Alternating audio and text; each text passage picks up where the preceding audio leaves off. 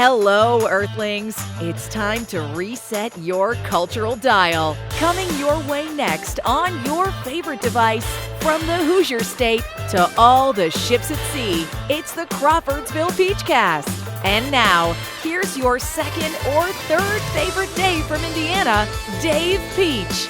Warning, other people named Dave may also appear.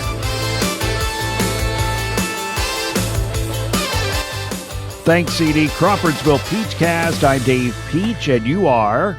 I'm Dave Meyer, Dave Peach. Good to be back, my friend. Dave, it is Untoasted Season 4 today, the 1988 movie Tucker, the Man and His Dream, movie number 70. Movie number 70, Dave, and movie number 69 was memorable and lengthy. So we're following it up with another from kind of the era that we seem to fall back in occasionally. We're going to type a few loose ends. One, you threw this thing out about Ridley and Chuck Yeager. Yes, Dave. And I really didn't react to it the way I probably should have reacted to it. I mean, you said that the guy died really before many of the things that they depicted in the movie took place. So they actually extended this man's life and created scenes with Chuck Yeager. Yes. And he died long before all of this ever even happened. This is true, Dave. I should have said something. I should have said, "Oh my goodness, I can't believe this." It was the story in general is that Jack Ridley was as good of an aviation engineer or engineer in general as Chuck, Yeager was a pilot. So the two of them working together was what helped Chuck Yeager first get to the place of breaking the sound barrier and all that. And that happened in like the first part of the 50s.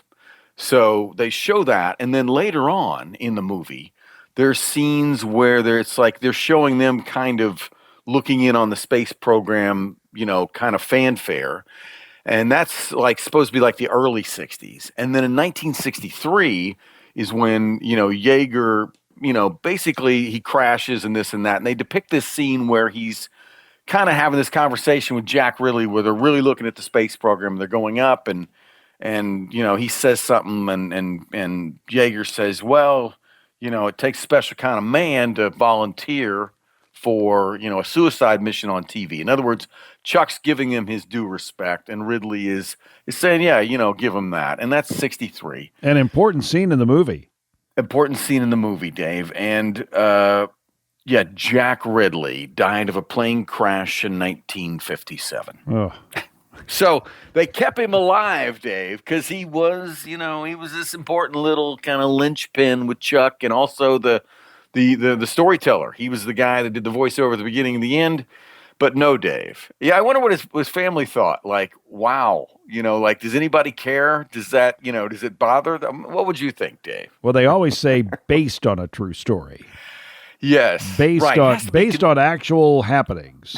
Right. Based on things that actually have based. And you think, oh, well, this is the movie about, Joe Farquhar and his, and then it's like based on the movie. So it's. Well, the best story about that premise, right, is the Coen brothers in the movie Fargo. At the very beginning of the movie, it says based on a true story. Well, they just wrote that. That was a part of the script, Dave. It was not. No, it was not. No. It was part of the movie. No, there was nobody shoved in a wood chipper, right? Yeah, right away after the movie comes out and people start kind of, researching it, they're asking the Coen brothers and they say, what about the movie? What was it based on? They said, well, it's a movie. And they were like, no. At the beginning there, it says based on a true story. What was the true story? And their answer was just, it's all a movie. Oh, my goodness. Now, okay. Now, Jerry West and HBO. Yes. What's the deal with Jerry West? I heard that. I was thinking about other Jerry stuff. Jerry West and HBO's Winning Time. Right. Think about the astronauts looking and watching this and seeing how their buddy and the first guy chosen to go up by himself, Gus Grissom, is portrayed, right? So they all hate it. Well, let's say Jerry West and a lot of people connected to the Lakers really kind of came out hard against this. And in fact, it was supposed to have a third season that was going to develop more into kind of the Lakers rivalry, and the Larry Bird character that they introduced was going to be, more of a character and all this stuff. So it might have gotten more play. That Jerry was mad, very mad, and I think wanting to get his people, like Magic Johnson, all these people either said A, oh, we never saw it, or B, what we read about it was, it's so, off the mark that we'd never watch it. But I think, Dave, if I'm correct, Norm Nixon was a consultant on the show. And Jeff Pearlman, who wrote the book, I don't think he was sued by anybody. So, I mean, I think, again, the poetic license to maybe create more drama and basically embellish the bejesus out of this type of material. Central Indiana Rubber Products provides the power for you. Central Indiana Rubber Products, or CIR, keeps farm equipment and local manufacturing processes running with gaskets, belts, seals, and O-rings, among a variety of other products and services. Employee-owned and always customer-focused. Central Indiana Rubber Products, 989 West, 83 North, Crawfordsville, and at indianarubber.com. Central Indiana Rubber Products, or CIR, power for you. The Seattle catcher is named Cal Raleigh. Cal Raleigh. We never said his nickname. We said we were going to check it. We never did. We teased it. We did tease it. Yeah. I'm going to give it up now, and it's not. I'd say it's PG-13. No, this is a G-rated. You got to take it where you want to take it type nickname, and it's based on, according to, we checked this out on the interwebs, and they're never wrong. His large posterior.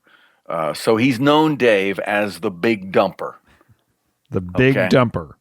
The Big Dumper. Now, what we also, in our further research, there were a couple of other variations on that. I think it was Dumpy. Yeah, It's not the Big Dumper. It's the Big Dumper. It's the Big Dumper, or Big Dumper. Either way, it's not. Wilt Chamberlain was at one time the Big Dipper, which connotated dunking or ice cream. Mm-hmm. This is in a different area, Dave. Got it. So it's not like somebody walking into the bathroom and saying, we need another new toilet because of the Big Dumper. Guess what? Guess who just came by after Chili Wednesday? Yeah. Oh, boy. Hey, Tom Wolfe. Yes. There's a Tom Wolfe car dealer in Indy, right? Tom Wolfe? Tom Wolfe. He certainly sounds like. Tom Wolfe, yeah. Tom Wolfe. So anyway, Tom Wolfe is the author who did Bonfire of the Vanities. That was the movie that I could not come up with, Dave. Thank you very much. He also did The Right Stuff, which we did last time. Thomas Wolfe is the Look Homeward Angel, You Can't Go Home Again guy. Okay. So that's Thomas Wolfe. Okay. Tom Wolfe, he also, and we talked about a movie that he was connected to. I mentioned Club Paradise. Okay. Not Club Paradise. However, it was Almost Heroes. Almost Heroes. Very good. Robin Williams, Kurt Russell, Dave. No, that's Club Paradise. Okay. Almost, you're right. Club Paradise. Almost Heroes. What? Almost Heroes. I got to listen to what you say. I'm sorry, Chris Dave. Farley, Matthew Perry. Matthew Perry. Yes. Matthew Perry. Yeah. Got it. Yes. No. Now, a great premise for a funny movie that didn't deliver. Now let's go to a rabbit hole real quick. Okay. Tom Wolfe is connected to Almost Heroes. Okay. Maybe the worst movie we have ever done. And I've got two more nominees, and I'm going to let you tell me what you would say the worst movie that we have done. Out of the three, first nominee, Almost Heroes. Almost Heroes. Elvira, Mistress of the Dark, or whatever it was. Yeah. And then Club Paradise. Those are the three that I put at the bottom end. I mean, they are bad on bad on bad. Okay, number one, I don't dispute that these are our bottom three, and it's tough. It's tough. I would have to research to see the fourth one from the bottom. No. But I mean, I tell you what, there's no question these are the three worst of the 70 that we've done. And here's where I would go if you had to say, okay, where would you take us now if you're going to order these up? I put Elvira at the bottom. Okay, I agree. I think that's the worst. Okay, it was the worst. Now, it's the worst movie I've ever seen. Not of these 70. It's the worst movie I've ever seen. It's at the bottom of the barrel, and I'm not being sexist. No.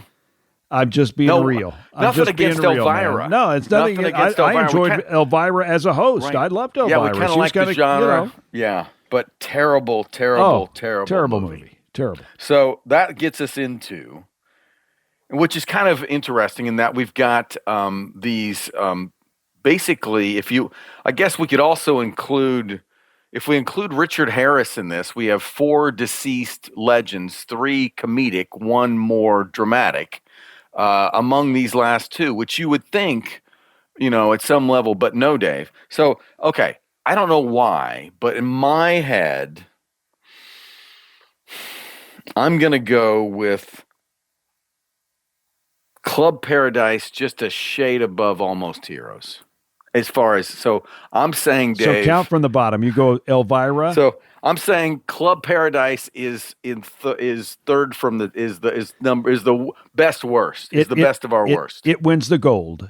Yes, it Club has Paradise. to. I agree with you wholeheartedly. I agree. And Almost Heroes is the silver, and Elvira is the bronze, or however you want to the brown one. However it's you want to look one. at it. Yeah. Yeah. Let's see. I think Dave, we need to get to the movie. Good one. I think we need to get to the movie. Let's go there. Because this was not Dave. one of the 3 worst.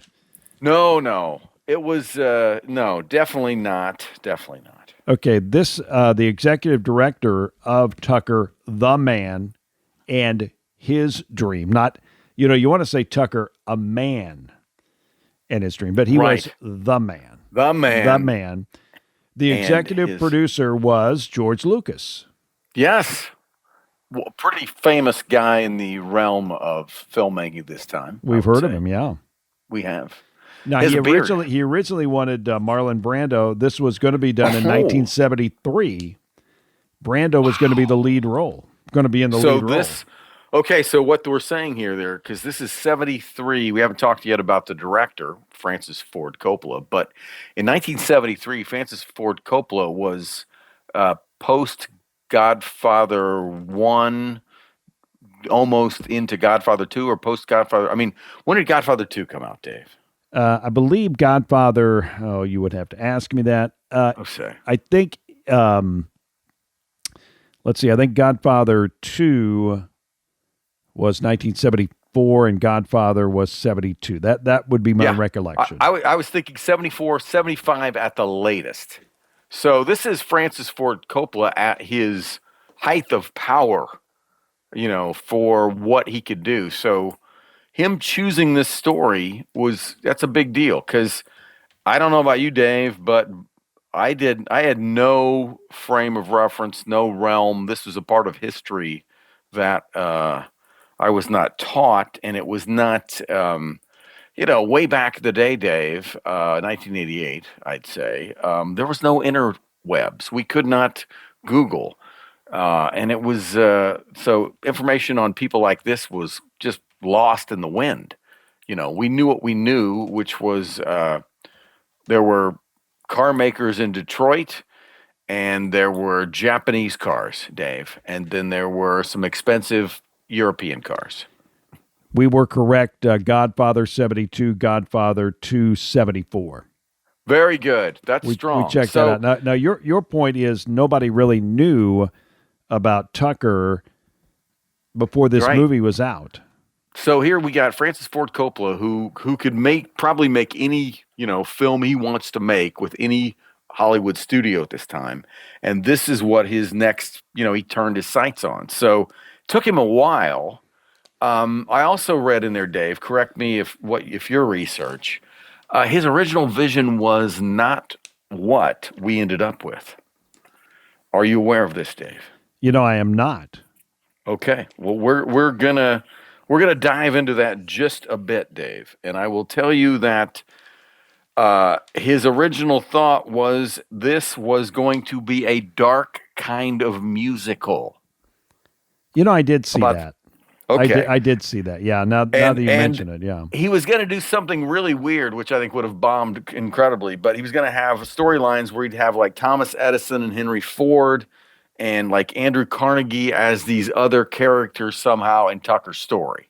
So he was down that path, and Dave, his buddy, executive producer that you have talked about, and I think if he knew us, we would say George Lucas, friend of the show, because I believe that, Dave. Shy, but I think he would like us. So anyway, George Lucas, I think at some point said, "Hey, Francis, make a Frank Capra movie here. Don't try to do this musical thing." So he went away from it, Dave, and went toward this at some point. Then, well, we see Martin Landau as Uncle Abe Karatz. Yes. I hope I said that right. Martin Landau in '88. Of course, he would play with Johnny Depp and win an Academy Award for Ed Wood in 94 for Ed Wood? Right, yeah. Yes, 90. I was going to say somewhere in the mid to early 90s. We're looking that up. But we I can want to check say, that out. I Yeah, go felt ahead. like this was, like Martin Ed Wood Landau was 94. Ed Wood was 94, yeah. Dave, he was good in this movie.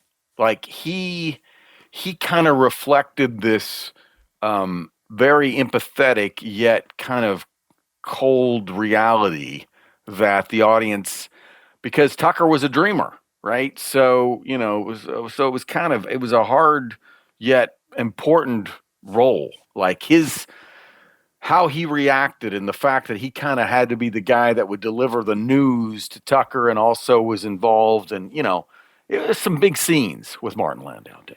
Joan Allen, I don't know what she was in after this movie. She played Vera Tucker. Fast forward a few years. She's actually in another movie with Jeff Bridges I think it's called The Candidate, or not The Candidate, or it's something like that, Dave. That was a Redford. Well, no, yeah, okay, no. It's a Bridges plays the president movie. So if that's what we need to know, Dave. I'm going to look this up. Jeff Bridges plays the movie. Yeah, Jeff Bridges plays the president in what movie is the answer that we're looking for. Independence Day, or was that? It's called The Contender. The Contender. The Contender. 2000. Yeah.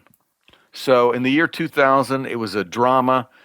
She plays the vice president in the movie to Jeff Bridges' president, and you can kind of see in that movie. We won't go there, but he kind of plays a Bill Clinton-esque kind of president. Bill Paxton was the president in Independence Day. Can we confirm that? Bill Pullman. Yes, who's Bill Paxton? Bill Paxton was in Apollo 13. He was in the Twister. He was Twister with Helen Hunt. But I think he had a heart attack, went too soon, Dave. So we got a Tony Francioso, James Franciscus. We do. They are. Okay, yeah. The Pullman Paxton thing was definitely that.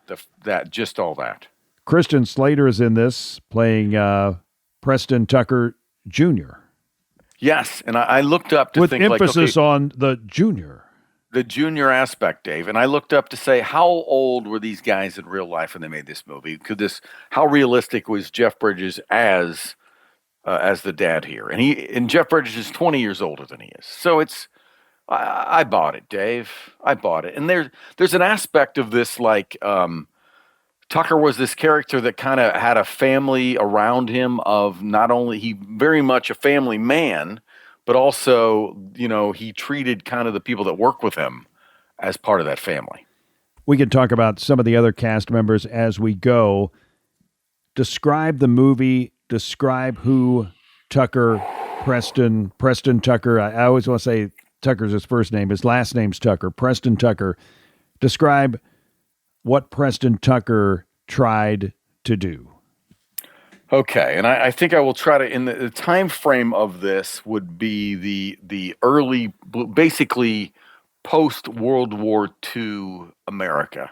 So in that time frame, Tucker had built, he built basically for the military He built like a tank that would go 100 miles an hour, and they didn't like that because they didn't want anything on the ground to be faster than like 30 miles an hour or something. So they hated that, but he had this turret that he designed for the vehicle, and the Army bought that, and that was put onto all kinds of, I think, P-51s, all these planes to help basically the guys that were hanging out there shooting to be able to see and also be more safe, I think. So he had some success in selling to the military. So, this guy is an inventor, and he obviously has a kind of an engineering motor background. So he basically is going to design the car of tomorrow, is his thing.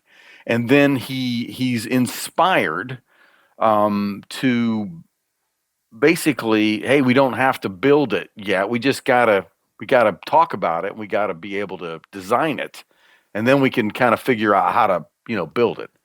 So he comes up with all these ideas, of which a lot of which were not a part of cars, many of which safety. He was the first guy to come up with safety belts. So there were things that he put in his cars. He wanted to do that were very forward thinking from what the large automotive manufacturers were cranking out at the time. So he basically cobbles together a deal.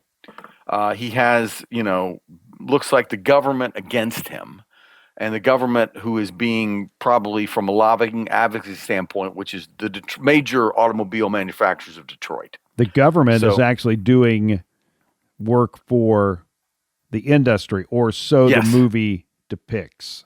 And from what I have read, because there's things you can look up a lot of stuff about the accuracies and inaccuracies, and actually, you just mentioned him, Preston Tucker Jr. was alive when this movie was made and watched it and said it basically consolidated a lot of the details, but it basically captured the story in a factual way. So, but what happens is he does build these cars eventually. I mean, there's some P.T. Barnum-esque aspects of the story which were true. It took to build a prototype took a lot, and then they basically had a lot of forces working against him, and he was a dreamer, and they were able to, I believe, manufacture 50 of the cars. That's what they say in the movie. Yes, 50 of the cars, and that's true. And I believe it says in the movie 46, and I think I checked that. That still was correct up to like 2008 at least. And at one point, if you have a Tucker, they are worth, over $1 million. So because I guess they'll still run, and they, these 3 headlight they almost look like a mammoth piece of like mid-century modern art. They were very good-looking cars. I enjoyed watching them. I enjoyed watching them come up with the process of making the cars. Right. And it was, they called it the Tucker Torpedo. It was a stylish thing. And, we talked about some of the safety with just seat belts. But other than that, disc brakes were not a thing before this. A windshield that would pop out. And he had basically the headlights would swivel as the car turns, so that your basically headlights would follow, where you were going, and give you more basically field of vision. That for makes driving. Sense. Kind of did. So he was on to some things, but it is something that scary. could go wrong. Yes, I mean you'd have to get it fixed. Right. Yeah. So and it's irony. I mean, I thought. To me, when I watched the movie, because basically what's portrayed in the movie is that he, signs an agreement, and then basically the government finds in this SEC charges that become, begat a trial, and then, he in the courtroom basically delivered his final summons, or in his defense, and he won. He won in that. In the movie, it says he was not guilty, and that is all true. All that stuff happened in real life. And also, as depicted in the movie, as he's told by the Martin Balsam character, it's over. You'll never make another car. Martin Landau. And Martin Landau's character. So he was he succeeded in doing what they basically said he was a fraud.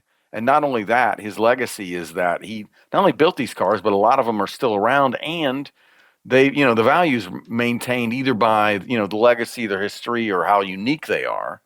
So, I mean, he goes down, I would say, as a favorable character. Unfortunately, this movie, he didn't live very long. I think he died pretty young. They said about 6 years after the ruling. So I think he was probably, maybe in his 50s, possibly. But, it's an interesting story. It's kind of I don't know if it's an empathetic story. Obviously, it's made, the whole kind of premise of it, if you watch it, is like, this PR film is made for the Tucker Company. So has this kind of narrative aspect to it. Now, did he meet Howard Hughes, played by Dean Stockwell? That is actually true. And Howard Hughes was instrumental in helping him with the steel. That was true. And Dave, I liked Dean Stockwell's Howard Hughes. What do you think? Oh, I was very enamored with that. And I was thinking about Dean Stockwell. Wasn't he with Scott Bakula in, what's that called? What was that? One of those highway Quantum Leap. Quantum Leap, yeah. Yes, Quantum Leap. Quantum Leap, yeah. He would bang that thing and say, according to this, And again, I guess, obviously those opportunities are available to folks, right? Apparently, Dave. Apparently so. You can leap, Dave. You can leap. But I tell you what, I kind of, maybe because I had that Dean Stockwell Quantum Leap character in my head, who was kind of this quirky dude who talked to the time jumper. Yeah. Like, I'm like, oh my God, he's pretty good in this. And Howard Hughes, was obviously a significant, mysterious character with money and also, interest in industry and all that stuff. So it's kind of a cool little wrinkle, in it. There was an Indy 500 tie-in. Exactly, Dave. I looked this up, what I did with it. I don't know. How much you know about this? It was Harry Miller, right? Who was he Columbus, Indiana guy, Dave? Is that correct? Harry Miller? Harry Miller. Not Irwin Miller? Maybe I bet there's 2, maybe 3 Miller families down Could there. Be. Might be, yeah. But Harry Miller, this was from 1932 to 1939, Tucker got involved with, and I think he actually lived in Indianapolis for a while.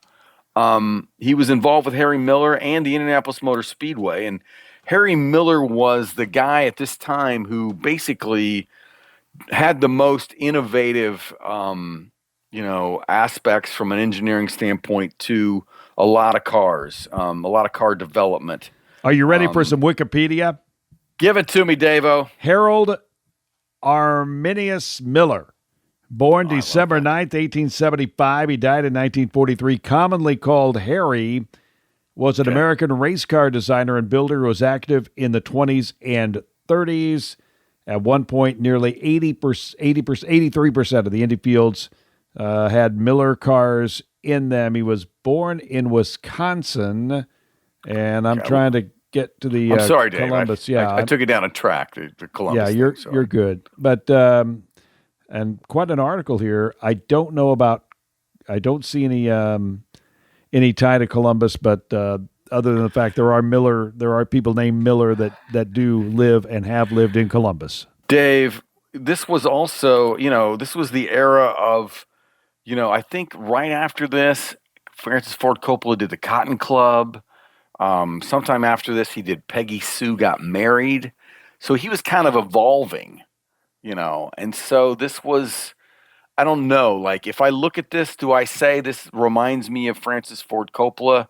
Not exactly, but I know Coppola's big in the music. His father was a conductor, and I think he actually, besides his father, scored the movie.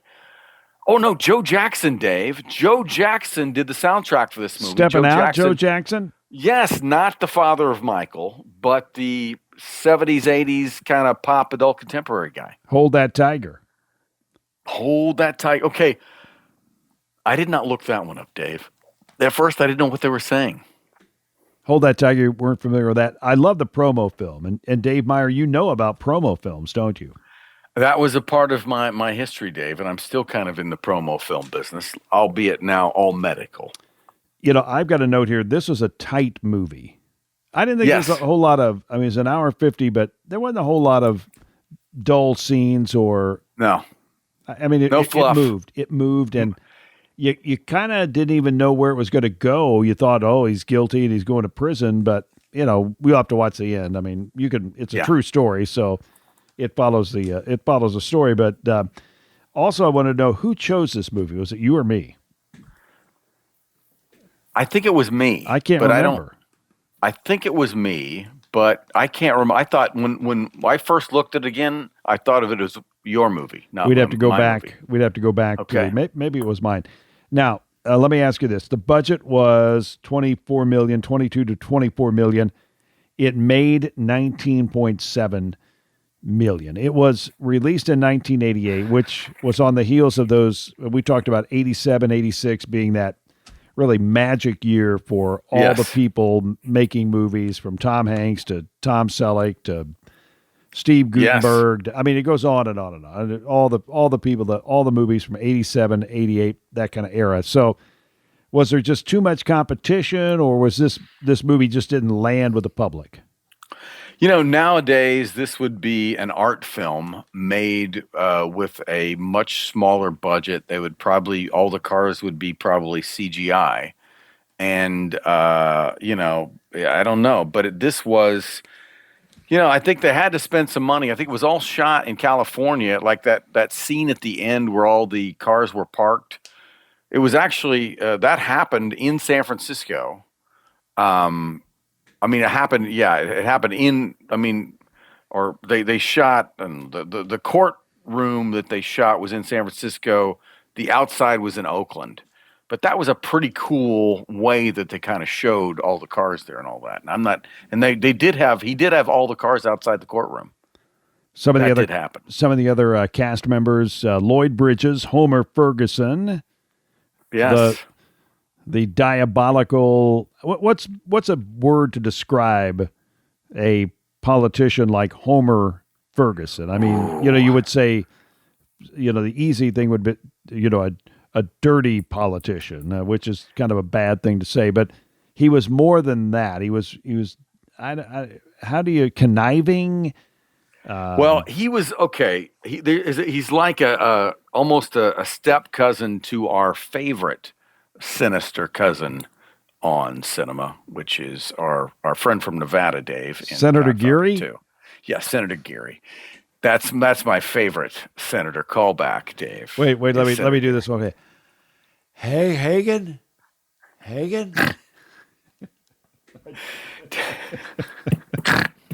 Dave, but what is he going to? I'm sorry. Before I'm working on my Dave. I'm working on my Senator Geary. When he's on his game, what he's going to squeeze you. He's going to squeeze you. I'm going to squeeze you. I don't like your type. Yes. I intend to speak frankly, more frankly than perhaps you're accustomed to. And then it comes down. Oh. Hey, Hagen. He's got his shirt off, Dave. Oh, and he's man. It's not looking good. He's not in the sauna. No, it's a different platform. Yeah, he's okay. Uh-oh. Back to Tucker, the man in his dream, and Lloyd Bridges. First of all, you've got dad being bad guy to son dynamic, but he's terrible because he's supposed to be, in this. If this is a Frank Capra movie, he's like the evil man, representing the government that is actually trying to keep the man down here. So he's bad, Dave, and the government must be acting on behalf of others, because why would the government be concerned about somebody trying to make a better car? Trying to make a better car, safer car. So that's. But Dave, some of my favorite characters. Don Novello, Dave, Father Guido Sarducci, is in and out of this movie, kind of as the industrial filmmaker of the era. I did not know that. Father Guido Sarducci. Yes, he was the filmmaker guy that was shooting all the behind the scenes stuff. Was Father Guido Sardo, Don Novella, ladies and gentlemen. The other person that I noted, Dave, the Japanese engineer that was on, Jimmy was his character in the movie. The actor Mako, I think is how it's said, but I'm not sure. Could be pronounced differently. But I remember him from some Big MASH episodes. He played I think like a Korean, like a North Korean surgeon in this big scene with Hawkeye. And anyway, Dave, and young Christian Slater, right? He was still in his young Christian Slater period at this time. Buy a Tucker. Don't let the future pass you by. That had to be, I wonder if that was a real slug, because the car of tomorrow, they were saying, this is the car of tomorrow. And it did, when they put it on that kind of large, lazy Susan thing, like the auto shows do, you're like, wow. And the Tuckerettes. Yes, they did have old school Price is Right level models right there on the rotator. Tucker, a man. I'm sorry. I want to say it again. Tucker. Say it right, Dave. The man and his dream. Dave Meyer, what does it all mean? Well, it's probably a cautionary tale that comes and goes in certain places, but it was in this time. It's interesting, just from here, this guy who was an innovator. He, much like Carl Fisher, who was the guy who helped, develop the Indianapolis Motor Speedway and later Miami Beach.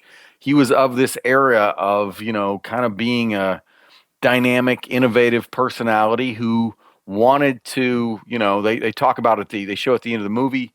He was looking to try to create, maybe a new kind of small refrigerator that could be cheaper and could help more, young families, basically keep I guess formula or milk at a temperature. So he was constantly trying to come up with new ideas. So I would say it's kind of an age-old tale of, David and Goliath in that way. And Goliath, pretty good record historically, but we like the idea that David sometimes wins. And in this case, the tale is David won the battle in the courtroom. Right? He was found not guilty of what the government was saying he was conspiring of. However, he also kind of lost at, what the bigger, contest was, which was producing the cars and becoming an auto manufacturer. Tucker, the man and his dream, 1988, movie number 70 in the Untoasted season. Well, actually, the movie number 70 in the Untoasted series. This is season 4. How does that work? So overall number 70, Untoasted season number 4. I get it. You get it? Okay. I'm on the 13th floor and I'm in room 1305. Next up, it's Cocktail from 1988. Tom Cruise and Brian Brown. Brian Brown, Elizabeth Shue, Dave, a young Elizabeth Shue with the frizzy hair. Is Dave. she the babysitter? Like, don't tell mom the babysitter's dead? I believe so. Later, she was leaving Las Vegas. She was the person that was the female lead with Nicolas Cage. So she's, but this is very she's young. She's kind of in that Leah Thompson, Sarah Michelle Gellar. The Horse Whisperer? Yeah. That would be Scarlett Johansson. No, the Horse Whisperer on TV. On Jennifer TV. Love Hewitt. Jennifer Love Hewitt. I throw them all in there, the 90210 and the Melrose Place and the Dawson's Creek and all that stuff. I put them all in one. They run together. But this was very much the early Tom Cruise Maverick before he did Born on the 4th of July, probably after he did Days of Thunder, right? We're in that zone. On deck, and this is the one I've been keying on this one. Cocktail's a trap game for me. Okay, because I hear you. I'm looking for Jonathan Livingston Seagull, 1973. I don't know if I've ever watched that movie. I know there was a book. I'm going to watch the movie. I probably will not read the book, but you never know. But I feel like we should dress differently for that one, Dave. Jonathan it could be Livingston our white Seagull. episode. I can't wait. 1973 to cap off season 4. We got Mr. Saturday Night and Grand Canyon. That was made 91. Mr. Saturday Night was made in what? I think it's around this era, late 80s. Yeah, was it 92? I think I've got it written down. That'd be the later 80s. Yeah, that would be. It's like when I used to. May 43rd. I put 72. There's no way it was made in 72. Look it up, Dave. Okay, our question is when did the movie? Which movie, Dave? I was thinking Mr. Saturday Night. Mr. Saturday Night. When was it made? And the answer, Dave, is 1992. Dave Peach is on it again. Go. I was off 20 years. Well, Dave, we will do it again next time. Looking forward to Cocktail. And it's always fun to talk about movies with Dave Meyer. My pleasure, Dave Peach. Have a good one, sir. Don't forget, Crawfordsville Peachcast is on Podbean. CrawfordsvillePeachcast.podbean.com. Like, share, and subscribe. We're on iHeart, Apple, Spotify, YouTube, and Podbean. Until next time, America, for Dave Meyer, I'm Dave Peach. Thanks for listening to the Crawfordsville Peachcast.